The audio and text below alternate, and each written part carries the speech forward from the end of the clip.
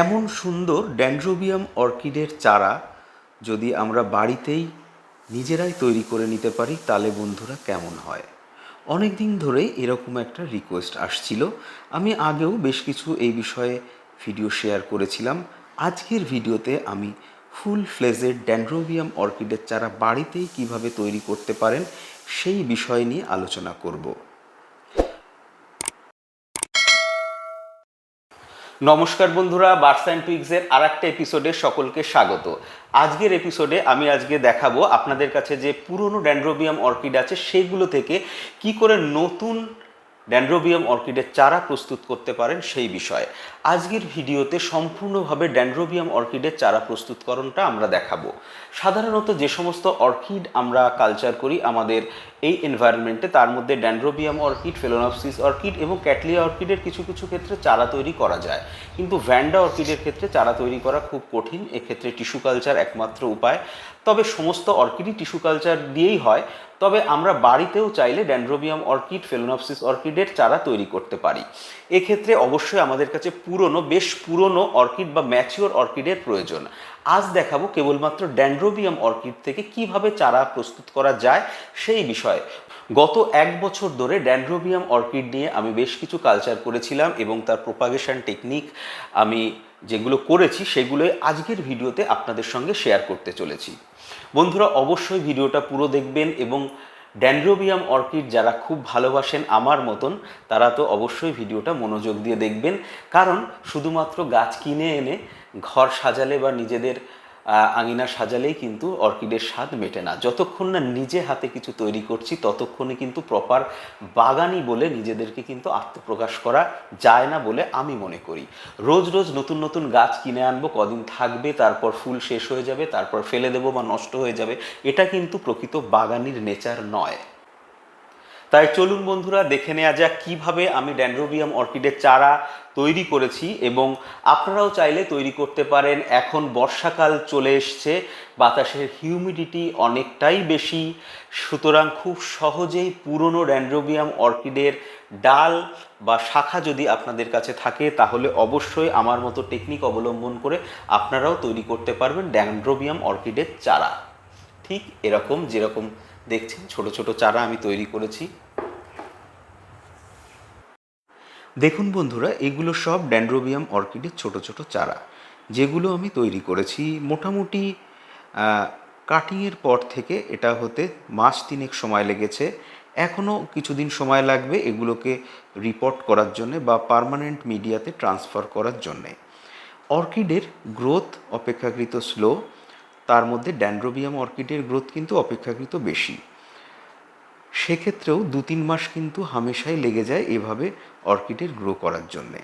আজকের ভিডিওতে এই পুরো টেকনিকটা আপনাদের সঙ্গে শেয়ার করব।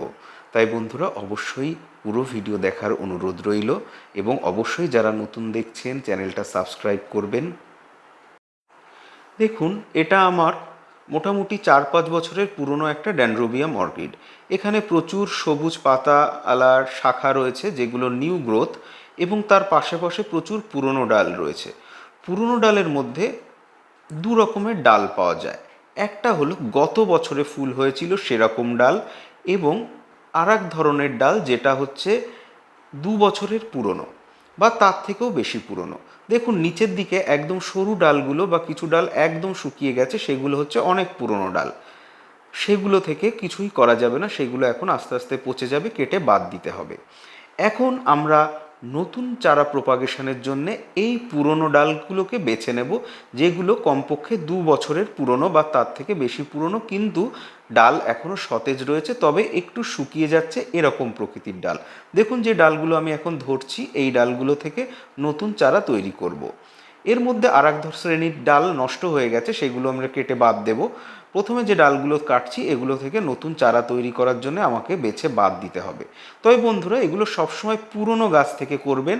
যদি নতুন গাছ থেকে করেন সেক্ষেত্রে কিন্তু গাছটা দুর্বল হয়ে যাবে, কারণ অর্কিডের ক্ষেত্রে এই পুরনো শাখা থেকে এনার্জি অর্কিড সংগ্রহ করে এবং পরবর্তীতে সেইগুলো তার খাবারে পরিণত হয় প্রতিকূল পরিস্থিতিতে। আমরা জানি অর্কিড খুব স্লো ফিডার এবং স্লো গ্রোয়ার, সেই কারণে এগুলো কিন্তু খুব প্রয়োজন। আমরা সব সময় সবসময় 2-3 বছরের পুরনো গাছে যেখানে অসংখ্য পুরনো ডাল রয়েছে, যেগুলো থেকে আর ফুল আসবে না বা আসা সম্ভব নয়, সেগুলোকে সিলেক্ট করব। দেখুন এই ডালটা দেখুন সম্পূর্ণ নষ্ট হয়ে গেছে, এগুলো থেকে কিছু করা যাবে না, এটা অনেক পুরনো। দেখুন একদম নরম হয়ে স্পঞ্জি হয়ে গেছে, এগুলোকে ফেলে দেব। এর ঠিক আগের পোর্শনে বা আগের পর্যায়ে যে ডালগুলো থাকবে সেইগুলোকে আমরা কেটে নেব। দেখুন এটাও নষ্ট হয়ে গেছে, এটাও নষ্ট হয়ে গেছে, এগুলোকে বাদ দেব। সময় মতো এগুলোকে কাটতে পারলে এগুলো থেকেও চারা তৈরি করা যেত। এখন আমরা চারা প্রস্তুত করার জন্যে বিশেষ বিশেষ ডালগুলো কাটবো, যেগুলো অপেক্ষাকৃত পুরনো কিন্তু এখনও নষ্ট হয়ে যায়নি। সেই সমস্ত ডালগুলোকে কেটে নিয়ে আমরা নতুনভাবে চারা তৈরি করার জন্য প্রিপেয়ার করব। প্রথমে চারাগুলোকে আমি কেটে নিচ্ছি। দেখুন এইভাবে কেটে নিচ্ছি, একটাতে অলরেডি কি তৈরি হয়ে গেছে। চাইলে এটাকে আমরা পটিং মিডিয়ায় পটিংও করে দিতে পারি, এটাও নষ্ট। দেখুন এইভাবে আমরা ভালো এবং খারাপ ডালগুলোকে বেছে নেব। তবে যে ডালগুলো অপেক্ষাকৃত রসালো রয়েছে, এখনও মোটা ফাঁপা আছে, সেই ডালগুলো না কাটাই ভালো, কারণ তার মধ্যে এখনও প্রচুর এনার্জি আছে এবং তা থেকে আবার ফুল উৎপন্ন হয়। আমরা সবসময় যতটা সম্ভব পুরনো ডাল নেব, তবে শুকনো ডাল নয়, সতেজ ডাল। মোটামুটি এইভাবে আমরা গাছটাকে ক্লিয়ার করে নিলাম। এরপর দেখুন এই ডালগুলো কাটলাম না, এগুলো থেকে কিন্তু আবার ফুল হবে।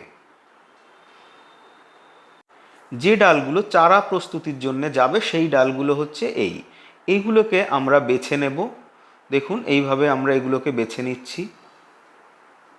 মোটামুটি একই রকম সাইজের ডালগুলো একসাথে একটা আটি বেঁধে নেব।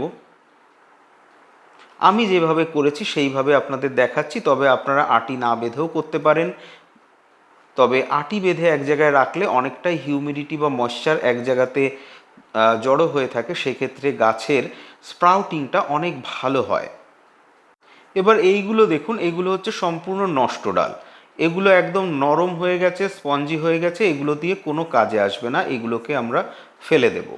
আমরা কেবলমাত্র সতেজ এবং শুষ্ক ডালগুলো নিয়ে নেব। দেখুন এইগুলো আমি এবার এগুলোকে আলাদা করে দুটো আটি বেঁধে নেব বা দুটো বান্ডিল তৈরি করে নেব, এবং তারপর কিভাবে আমি এই পদ্ধতিটা করে চারা তৈরি করেছি সেটা আপনাদেরকে দেখাতে চলেছি। দেখুন এইভাবে বেঁধে নেব, এইভাবে দুটো বান্ডিল প্রস্তুত করে নেব এবং বান্ডিলগুলোকে আমরা এমন একটা জায়গায় রাখবো যে জায়গাটা শুষ্ক কিন্তু হিউমিডিটি থাকবে, এবং মোটামুটি 75-80% হিউমিডিটি থাকে এরকম কোনো জায়গায় রেখে দেব। এগুলোকে আমি 2-3 রকমভাবে পদ্ধতিটা করেছি, সেগুলো আপনাদের সঙ্গে দেখাবো, যেটা সুবিধাজনক মনে হয় আপনাদের সেটা করতে পারেন। আমি একটা বান্ডিল আমার ইনডোর প্ল্যান্টের যে ঘর রয়েছে বা আমার যে ডাইনিং স্পেসে একটা জায়গায় আমি ইনডোর প্ল্যান্ট রাখি, সেই ইনডোর প্ল্যান্ট রাখার টেবিলের তলায় আমি এরকমভাবে প্লেস করে দিলাম। এখানে হিউমিডিটি মোটামুটি 80%-এর ওপরে রয়েছে। আপনারা চাইলে অর্কিডের শেডের মধ্যেও রাখতে পারেন। দেখুন বন্ধুরা, আমার অর্কিডের শেডে কিন্তু আমি এরকম জলের পাত্র রাখি, যেমন ভ্যান্ডা অর্কিডগুলোকে আমি জল খাওয়াচ্ছি বলে জলে চুবিয়ে রেখেছি। এরকম পজিশানে অনেকটা ওপরে, জলের খানিকটা ওপরে যদি আমরা বেঁধে রাখি, সেক্ষেত্রেও কিন্তু এই হিউমিডিটিটা খুব ভালো কাজ করে এবং নতুন করে স্প্রাউটিংয়ের ভীষণ সুবিধা তৈরি করে দেয় এই অর্কিডের পুরনো ডালগুলো থেকে। আপনাদের কাছে যদি অর্কিড হাউস বা অর্কিডের শেড থাকে, সেক্ষেত্রেও কিন্তু অনায়াসে আপনারা এই টেকনিক অবলম্বন করতে পারেন। দেখুন বন্ধুরা, এই সমস্ত পুরনো ডালগুলো সব কেটে কেটে আমি নতুন চারা প্রস্তুত করব বলে ঠিক করেছি। পরবর্তী ভিডিওতে আমি আবার দেখাবো যে কিভাবে আরও চারা প্রস্তুত করা যায়, তবে একই পদ্ধতি অবলম্বন করব। আপনারা চাইলে আপনারাও একই পদ্ধতি অবলম্বন করতে পারেন। এবার বন্ধুরা দেখুন মোটামুটি 1.5 মাস পরের ঘটনা। দেখুন মাঝখানে আমি 2-1বার খুলেছিলাম, শুধুমাত্র একবার একটু হাইড্রোজেন পারঅক্সাইড স্প্রে করেছি, আর কিছুই করা হয়নি। দেখুন কত সুন্দর স্প্রাউট, প্রত্যেকটাতে একটা বা দুটো করে স্প্রাউটিং করেছে। চাইলে এর থেকে স্প্রাউটিং আরও বাড়ানো যেত যদি আমরা এগুলোকে আরও ছোট ছোট টুকরো করতাম। যদিও আরও ছোট টুকরো করলে আমার সেক্ষেত্রে সামলানো মুশকিল হতো, আমি অত সামলাতে পারতাম না, সেজন্য আমি সেভাবে করিনি। আপনারাও খুব বেশি টুকরো করবেন না, এইভাবেই করবেন। যেহেতু ঘরোয়া পদ্ধতিতে এটা আমরা করছি, আমরা কমার্শিয়াল লেভেলে গেলে অন্যরকম টেকনিক অবলম্বন করতে হবে, আরও বেশি সতর্কতা অবলম্বন করতে হবে। টাকা দিয়ে গাছ কিনতে তো সবাই পারে, কিন্তু নিজের মতো করে চারা তৈরি করতে কজন পারে, তার একটা অন্য লেভেলের আনন্দ আছে। মোটামুটি 2-2.5 মাস সময় লেগেছে আমার এই পর্যন্ত আসতে।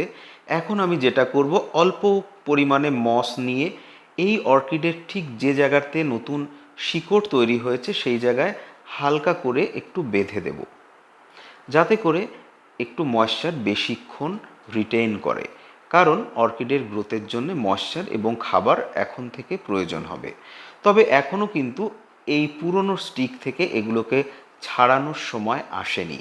যখন এর পাতাগুলো আরও বড় বড় হয়ে যাবে তখন আমরা একে ছাড়াবো। তবে আমি আজকে একটা অন্যরকম জিনিস দেখাবো, যেটা করলে আপনাদের অর্কিডের এই কিকিগুলো নষ্ট হবে না। অনেক ক্ষেত্রেই কিন্তু এই অর্কিডের কিকি সরাসরি পটিং করে দেওয়ার পর কিন্তু নষ্ট হয়ে যায়। প্রথমে এই প্রতিটা স্টিক তুলে এইভাবে আমরা বেঁধে দেব নাইলনের সুতো দিয়ে হালকা করে, খুব বেশি চাপ দেব না, যাতে শিকড়গুলো শুধুমাত্র মসের মধ্যে অল্প করে ঢুকে যায়। এবং মসটাকে আমরা মাঝে মধ্যে অন্তত সপ্তাহে 2-3 দিন অল্প করে স্প্রে করব, খুব বেশি স্প্রে করব না। কারণ খুব বেশি জলের এখনও প্রয়োজন হবে না, কারণ কিকিগুলো যথেষ্ট ছোট। এইভাবে মোটামুটি কিকিগুলোকে মসের সাথে বেঁধে দেব। আমি এখানে পিট মস ব্যবহার করেছি, আপনারা চাইলে স্প্যাগনাম মস বা পিট মসের যে কোনো একটি ব্যবহার করতে পারেন। এরপর আমরা এটাকে উল্টো করে ঝুলিয়ে দেব। ঠিক এরকমভাবে আমরা উল্টো করে ঝুলিয়ে দেব যতদিন না অর্কিডের পাতাগুলো অনেকটাই বড় বড় হয় এবং সেগুলোকে বিচ্ছিন্ন করার মতন হয়। অর্কিডের কিকিগুলো মোটামুটি এই পর্যায়ে যখন চলে আসবে, দেখুন রুট সিস্টেম তৈরি হয়ে গেছে, পাতাগুলো বড় হয়ে গেছে, এখন আমরা এটাকে পডিং মিডিয়ায় ট্রান্সফার করে দেব। কিকিগুলোকে মসে বাঁধার পর আমি অর্কিডের শেডের ঠিক জলের ওপরে এইভাবে আরও মাসখানেক রেখে দিয়েছিলাম। প্রয়োজনে কিছু কিছু ক্ষেত্রে আরও বেশি দিনও রাখার দরকার হয়। এক্ষেত্রে কি হয়, হিউমিডিটি পাবে কিন্তু সরাসরি প্রচুর জল পাবে না। এতে কি হবে, কিকিগুলো নষ্ট হবে না। তবে যেহেতু উল্টো করে লাগানো, সেহেতু জল আমরা দিলেও সহজে কিন্তু জলটা তার আগায় গিয়ে বেশিক্ষণ থাকবে না, কারণ ঝরে যাবে। তবে একটা সময় দেখবেন উল্টো দিকে লাগালেও নতুন গ্রোথ কিন্তু আবার সোজা হয়ে উঠবে। এই সময় আমরা এটাকে এখান থেকে খুলে নিয়ে রিপট করে দিতে পারবো পার্মানেন্ট পটিং মিডিয়ায়। এখন আমরা এটাকে রিপট করব। রিপটিংয়ের জন্য সিম্পলি এই ছোট প্লাস্টিকের অর্কিড পট নিয়ে নিলাম এবং তারপর এটাকে রিপট করব। প্রথমেই এই পুরনো ডালগুলোকে আমরা কাটবো না, রিপট করার পর কাটবো। চাইলে আমরা আরও কিছুদিন এইভাবেই রেখে দিতে পারি, কারণ ওটা আস্তে আস্তে পচে যায়। তবে আমি আর কিছুটা কেটে দেব। দেখুন এরকমভাবে সেট করব। আমি আজকে পটিং মিডিয়া হিসাবে নেব হচ্ছে ইটের টুকরো এবং চারকোল, আর কিছুই ইউজ করব না। প্রথমে একটু ইটের টুকরো দিয়ে দিলাম। মোটামুটি অর্কিড রোপণ করার ক্ষেত্রে একটা জিনিস মাথায় রাখতে হবে, এমনভাবে আমরা রোপণ করব যেন অর্কিডটা রোপণ করার পর না নড়ে যায়।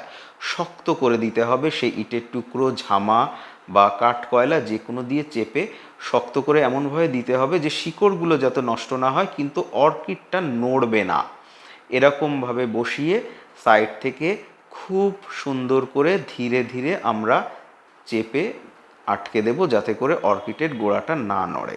অর্কিডের গোড়া যদি বারবার নড়ে যায় তাহলে কিন্তু অর্কিডের শিকড় সেভাবে ডেভেলপ হয় না এবং শিকড়গুলো কোনো কিছুতে সহজে ধরে না। আমরা চাই অর্কিডের শিকড়গুলো ধরে গিয়ে পার্মানেন্টলি পটে সেট হোক।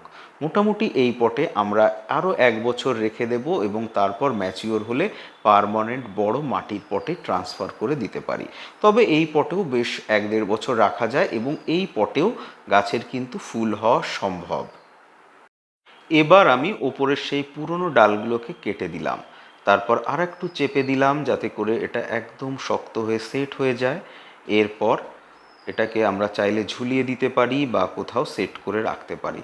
তবে যেহেতু অর্কিড নতুন রিপোর্ট করলাম, তো একে এখন একটু অ্যান্টি ফাঙ্গাল স্প্রে করব।